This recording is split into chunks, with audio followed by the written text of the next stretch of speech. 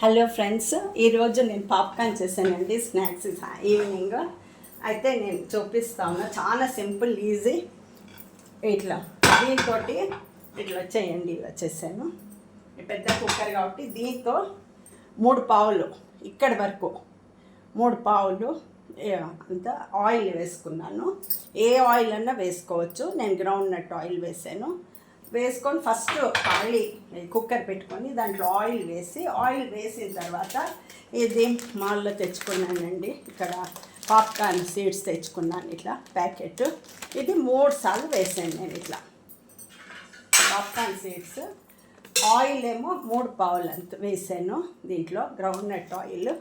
తర్వాత ఇది 3 సార్లు ఇట్లా వేసుకున్నాను అనమాట. ఆయిల్ వేడైన తర్వాత ఇన్ని ఒకటి మళ్ళీ చేసి చూపిస్తాను. మళ్ళీ ఇంకోసారి లాంగ్ వీడియో చూపిస్తాను. రెండు చూడండి, ఇట్లా 3 సార్లు వేసుకున్నాను. ఇది 3వసారి. ఇట్లా 3 సార్లు వేసుకొని పాప్కార్న్ సీడ్స్. తర్వాత ఆయిల్ మంచి బాగా అయిపోయిన తర్వాత ఫస్ట్ ఆయిల్ వేసుకున్నాను కదా 3 పావు. దాని తర్వాత ఈ సీడ్స్ వేసాను. ఖాళీ దీంట్లోపల ఆయిల్ లోపల ఈ సీడ్స్ వేసేసాను. వేసి ఇది మూత పెట్టేసుకున్నాను ఇట్లా పైన. దాంట్లో అది ఆయిల్లోనే అవి మంచిగా వేగిపోతాయి. అవి ఇట్లా మంచి ఫ్లవర్స్ లాగా పైకి బాగా ఫ్లవర్స్ లాగా వచ్చినాయి అనమాట. అంతే. ఫస్ట్ మీడియం ఫ్లేమ్లో పెట్టుకున్నాను, తర్వాత హై చేశాను, తర్వాత సిమ్లో పెట్టుకున్నాను లాస్ట్లో. అంతే. మూత పెట్టేశాను. బడబడబడమంటూ పైకి మంచి సౌండ్ వచ్చి మంచిగా ఇట్లా ఫ్లవర్స్ లాగా ఇట్లా బాగా వచ్చినాయండి. ఇట్లా అంత విచ్చుకొని తర్వాత నేను కారం వేసాను. కారం 1 స్పూన్ వేసాను. ఉప్పు 3 పావు,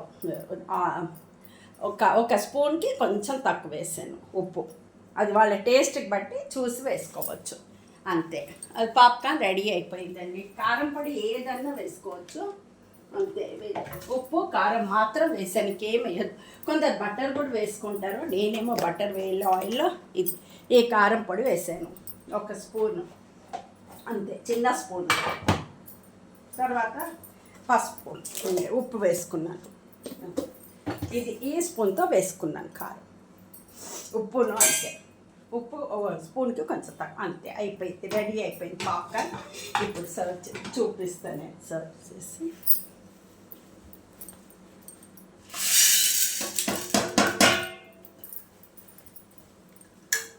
చూడండి, ఇలా వచ్చినాయి.